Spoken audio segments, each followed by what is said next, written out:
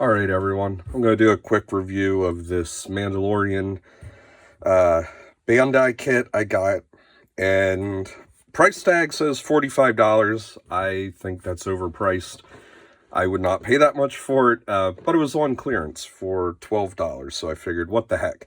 I like Bandai model kits, at least when it comes to Gundams, and so I thought I'll give this a try. I do have a couple figure kits like this from Bandai that are in the 1/12 scale. I have the General Grievous, which is pretty good, and I have the R2-D2 with R5-D4 and C-3PO, and they're okay. They're not up to what I would consider as good a quality as a Gundam model kit. So now I already assembled this guy, and I just want to quickly show it to you. This is going to be a short review, but I'm glad I only paid $12. This was a massive, massive disappointment. So I have him here, and one thing is that it has a ridiculous amount of decals.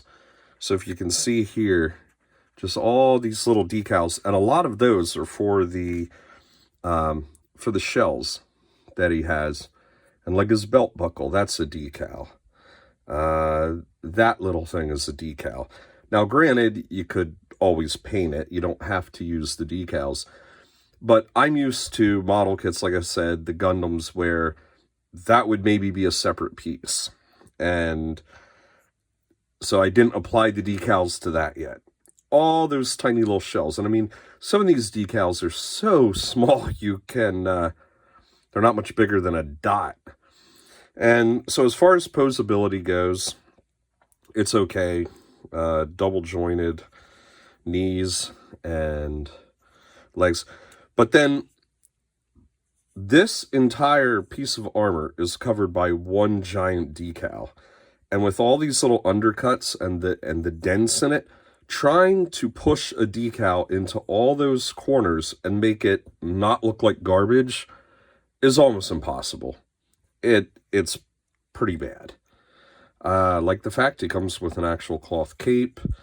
A lot of the joints, like where you push the parts together, don't seem to fit really well. They seem like they're not the most sturdy.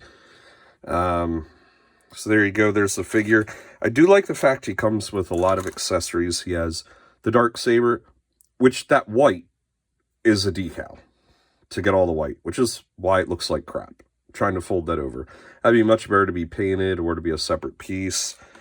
Comes with his rifle, his blaster, jetpack, and a couple additional hands. And again, the back of the hand here is one big decal to get the blue mainly, but the decal actually is colored, that beigeish color. It's pretty bad.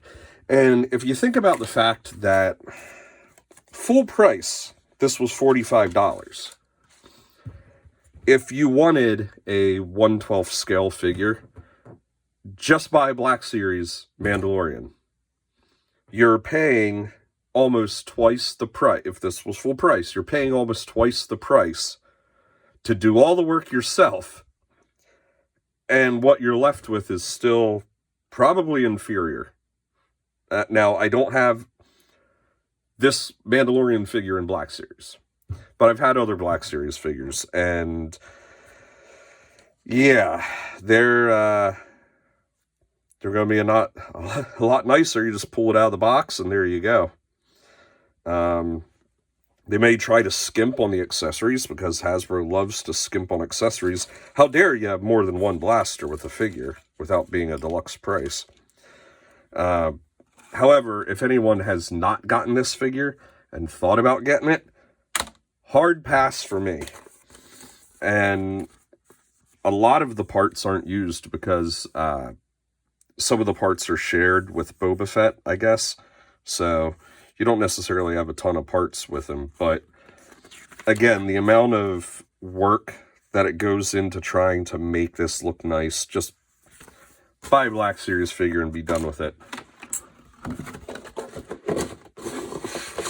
And that's all I gotta say about that.